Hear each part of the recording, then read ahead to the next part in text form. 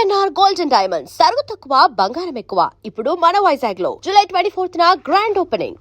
ఇవన్నీ ఉంటాయని మీకు ముందుగానే తెలుసుకునే వెళ్ళారా వేణుస్వామి గారు? ఇవన్నీ తెలుసుకొని వామాచారము నా డ్రీము, వామాచారం నా డ్రీము. ఈ రోజు సమాజము విమర్శించిన, సమాజము యాక్సెప్ట్ చేయకున్నా, వేణుస్వామి వాళ్ళ నాయనగారు పెద్ద పూజారి, మా నాయనగారు నిష్ఠాగరిష్ఠుడు, ఆయన జీవితంలో బ్రతికున్నంత కాలం అంగి వేసుకోలే, షర్ట్ వేసుకోలే, షర్ట్ లేకుండా తిరిగిండు ఆయన. అలాంటి ఆయన కొడుకుగా, అలాంటి కుటుంబంలో నుండి వచ్చిన నేను పూర్తి కాంట్రాస్ట్ అయినటువంటి నాన్ వెజ్ వైపు రావడం అనేటువంటిది అతిపెద్ద నిర్ణయం నా లైఫ్లో. ఈ వామాచారంలో ఈ సబ్జెక్టును టచ్ చేసింది ఇప్పటి వరకు ఒక ఇద్దరు టచ్ చేసినారు సినిమా ఇండస్ట్రీకి సంబంధించి. ఒకటి మిరాయి సినిమా, ఒకటి రాజమౌళి ఇప్పుడు రాబోయే సినిమా మహేష్ బాబు సినిమా. ఈ రెండు సినిమాలు మీరు అబ్జర్వ్ చేయండి. మిరాయి సినిమా ప్రారంభం చేసినప్పటి నుండి రిలీజ్ అయ్యే వరకు మంచు మనోజ్ కాంట్రవర్సీలో ఉన్నాడు. చెప్పాలి, మీరు ఆన్సర్ చెప్పాలి. అవునా? ఎందుకంటే మిరాయి సినిమాలో బగాలాముఖి గురించి చూపిస్తాడు. చూశారా మీరు సినిమా? లేదండి. అయితే మిరాయి సినిమాలో బగాలముఖి గురించి చూపిస్తాడు. దశమహావిద్యల్లో బగాలముఖి ప్రాముఖ్యమైనటువంటి అమ్మవారు. జస్ట్ ఆ పాత్ర వేసినందుకే ఆయనకు అంత కాంట్రవర్సీ, సమస్యల్లో ఇరుక్కుంటారు. సో ఇది స్పెషాలిటీ. రెండవది, ఇక్కడ ఈ వామాచారం కాన్సెప్ట్ ఏంటంటే, మనం 100 కోరుకుంటే అమ్మవారు 200 ఇస్తుంది.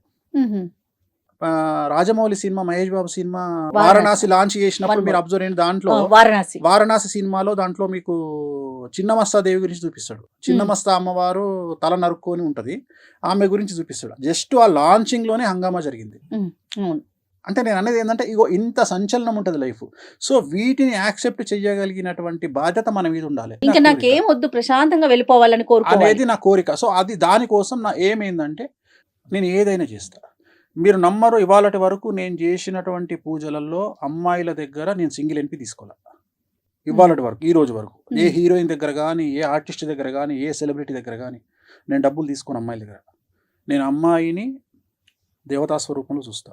మాకు ఫస్ట్ ఇచ్చేటువంటి రూల్ ఏంటంటే, మా నియమాలలో ఫస్ట్ నియమం ఏంటంటే, అమ్మాయిని స్త్రీని దేవతగా చూడాలి.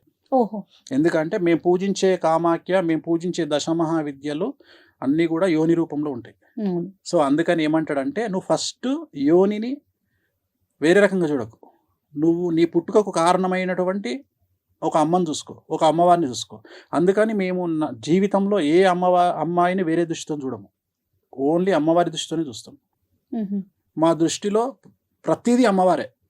సో ఎక్స్ట్రీమ్ థింకింగ్ ఉంటుంది. ఆ థింకింగ్ను, ఆ కనెక్షన్ని ఏర్పాటు చేయగలిగిన వాడు మా గురువు. ఓకే వేణుస్వామి గారు, ఇప్పుడు మనం కంప్యూటర్కి మన బర్త్ డీటెయిల్స్ ఇచ్చేస్తే జాతకం వచ్చేస్తుంది, పూర్తిగా చెప్పేస్తుంది. ఇది ఒక పక్కన నడుస్తుంది. మరో పక్కన తంత్రం కానీ, మంత్రం కానీ, యంత్రం కానీ, వీటిని నమ్మే వారి సంఖ్య కూడా పెరుగుతూనే ఉంది. రెండింటిని మీరు అసలు ఏ దృష్టితో చూస్తారు? అసలు నేను సైన్స్ కంటే, నేను మిగతా వాటికంటే వీటినే ఎక్కువ నమ్ముతా. ఎందుకు నమ్ముతా అంటే, తాంత్రికం కానీ, భక్తి కానీ, భయం కానీ, దాంట్లో మార్పు ఏదైనా కావచ్చు. కొంతమంది దేవుడి దగ్గరికి భయంతో వెళ్ళే వాళ్ళు ఉంటారు, కొంతమంది భక్తితో వెళ్ళే వాళ్ళు ఉంటారు, కొంతమంది ప్రేమతో వెళ్ళే వాళ్ళు ఉంటారు.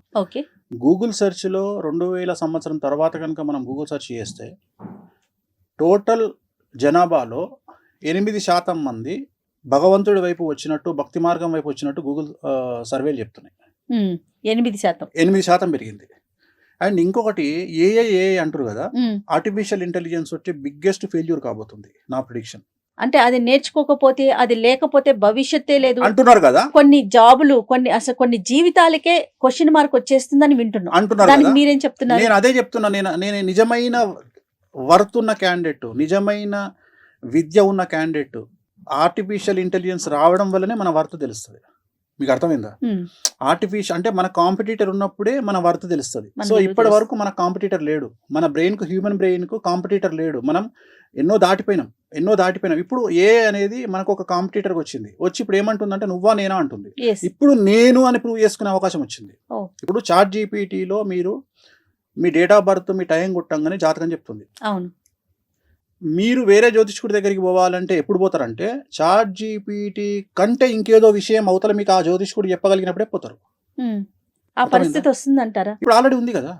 నేను అదే చెప్తున్నా, ఏఐ మనల్ని మింగేస్తుంది అనే మాట ఏం లేదు, తప్పది. నేను అదే చెప్పబోతున్నా మీకు. అంటే నాకున్న అవగాహన ప్రకారం ఏఐ మీ దృష్టిలో ఒక వర్డ్, నా దృష్టిలో ఏఐ అనేది మేషరాశి. సో భగవంతుడి వైపు అందరూ చూస్తున్నారు. సో అందుకని మనకు ఎంత ఏజ్ వచ్చినా ఎంత అడ్వాన్స్ అయినా మళ్ళీ మనకు భగవంతుడి మీద భక్తి ప్రేమ మనం ఎట్లా హ్యాండిల్ చేస్తాం అనేది. ఉదాహరణ వెంకటేశ్వర స్వామిని నేను ఒక తండ్రిలాగా ట్రీట్ చేస్తాను. నాకు అక్కడ భక్తి ఉండదు, నాకు ఆయనతో అటాచ్మెంట్ కనిపిస్తుంది. ఓకే. నా దగ్గర ఉండే ఫోటోలన్నీ చాలా పెద్దగా ఉంటాయి. నేను ఏం చేస్తా అంటే నాకు బాధ వస్తే ఎదురుగా కూర్చొని ఆయన దిక్కు చూసుకుంటూ ఆయనతో మాట్లాడుకుంటా. అది పిచ్చి అనుకుంటారు జనాలు. సో అట్లా చాలా మంది నాలాగా మాట్లాడుకునే వాళ్ళని నేను చూసిన. చాలా మంది హీరోయిన్స్, కొంతమంది హీరోయిన్స్ డాడ్ అని పిలుస్తారు వెంకటేశ్వర స్వామిని. వినడానికి కొద్దిగా అది మంచిగా మనకు అనిపించదు, కానీ వాళ్ళ దృష్టిలో అది కరెక్ట్, ఎందుకంటే ఒక తండ్రిగా భావించడం తప్పలేదుగా. సో అట్లా మనం ఎంత అటాచ్ అయ్యి ఉన్నాము అమ్మవార్లతోని దేవతలతోని అనేది మనం పడే కష్టాల మీద ఆధారపడి ఉంటుంది, మనం కోరుకునేటువంటి ఫ్యూచర్ మీద ఆధారపడి ఉంటుంది. వేణుస్వామి గారు, ఇప్పుడు దశమహావిద్యలో 10 రకాల అమ్మవార్లు ఉంటారు. అందులో వేణుస్వామి గారికి ఎవరు నిర్దేశంగా నిలిచారు? ఇష్టమైన దేవత ఎవరు? బగళముఖి, స్ట్రైట్ అవే. ఎలా జరిగింది అది? అంటే నేను ఏం నమ్ముతా అంటే మీరు పూజించే దేవుడు ఎవరు అనేది మీ జాతకం డిసైడ్ చేసి ఉంటుంది. సాత్విక దేవతన, అలాగే మిమ్మల్ని లైఫ్లో నిలబెట్టే గ్రహం ఏదో మీ జాతకం డిసైడ్ చేసి ఉంటుంది. నా జాతకంలో రాహు ఉచ్చ, ప్రస్తుతం కలియుగాన్ని పాలిస్తున్నది రాహు అనే గ్రహం.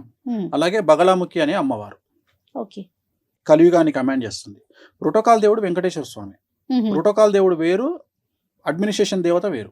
ఇక్కడ బగళముఖి అమ్మవారు ప్రస్తుతాన్ని రాహు మహర్దశ రాహు కమాండ్ చేస్తా ఉన్నాడు. రాహుకు అధిదేవత అంటే బగళముఖి.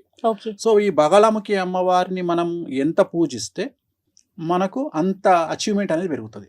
సో బగళముఖి అనే అమ్మవారు మిరాకిల్స్ క్రియేట్ చేయగలుగుతుంది. రాజును మీ జీవితంలో జరిగిన మిరాకిల్స్ చాలా జరిగినాయి. మిరాకిల్స్ అంటే నేను ఎక్స్ట్రీమ్ చూసిన, నేను అనేది ఎక్స్ట్రీమ్ చూసిన, చాలా ఎక్స్ట్రీమ్ చూసిన.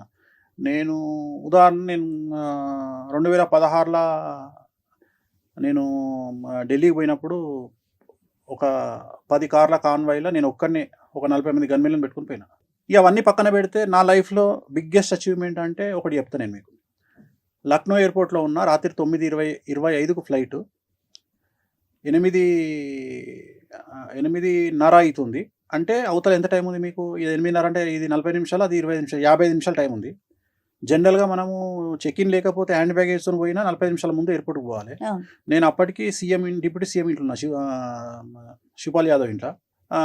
నేను అంటున్నా ఫ్లైట్ టైం అవుతుంది, 9:25కు ఫ్లైట్ వెళ్ళిపోతుంది అంటే బయట అంటుండే ఆయన. కూర్చో అంటాడు. నేను ఏంది సార్ ఫ్లైట్ పోతుంది, అరే నువ్వు ఎక్కకపోతే ఫ్లైట్ ఎక్కడికి పోతుంది కూర్చో అన్నాడు. మీరు నమ్మరు, నేను 9:30కు ఎయిర్పోర్ట్ ఎంటర్ అయినా. 9:25 ఫ్లైట్ స్టార్ట్ అయ్యేటప్పటికి 9:50 అయింది. జనరల్గా 25 నిమిషాల ముందు గేట్ మూసేస్తారు. 9:25 ఫ్లైట్ 9:50కి స్టార్ట్ అయింది, 25 నిమిషాల తర్వాత కదిలింది ఫ్లైట్. సో నాకు తెలిసి ఇంతకంటే ఏముంటుంది ఇక లైఫ్లో. అంటే నేను అనేది మన కోసం ఫ్లైట్ ఆపడం అనేది ఇక అది ఎక్స్ట్రీమ్. ఇక లైఫ్లో ఇంత ఎక్స్ట్రీమ్ చూసారు కదా, ఇంత సాడ్ మూమెంట్ ఏదన్నా చూసారా? అంటే పీక్స్ చూసేశారు, చెప్పలేనన్ని పీక్స్ చూసానని చెప్తున్నారు.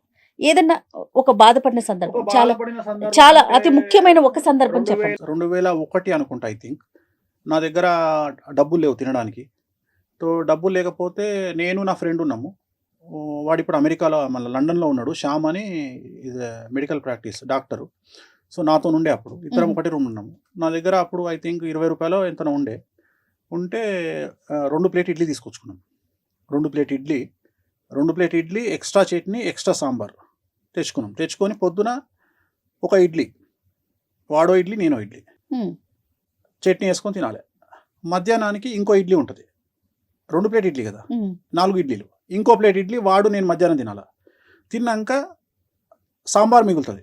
రాత్రికి సాంబార్లో వాటర్ కలుపుకొని తాగేది. Only 1 day. నా లైఫ్లో 1 డేనే ఉన్నట్ల. అలాంటి ఒక రోజు వచ్చింది మీకు కూడా? నాకు వచ్చింది.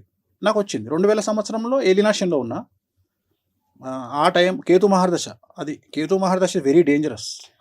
కేతు మహర్దశ అంటే ఏంటంటే మనకు లెసన్ నేర్పించడానికి వచ్చి ఇవన్నీ గ్రహాలన్నీ చాలా మంది కష్టాలు కాదు. వేణుస్వామి గారు ఇప్పుడు అంత బాధని అనుభవించారు కదా, ఒక జ్యోతిష్యుడిగా మహావిద్యలు నేర్చుకున్న ఒక వ్యక్తిగా ఇది వస్తుంది, దీనికి రెమెడీ, దీన్ని మనం తప్పించుకోవాలి, అలాంటి ప్రయత్నాలు ఎప్పుడు చేయరా? అన్ని ప్రయత్నాలు చేస్తా కాబట్టి నా తల మీద పడాల్సింది నా కాలు మీద పడుతుంది.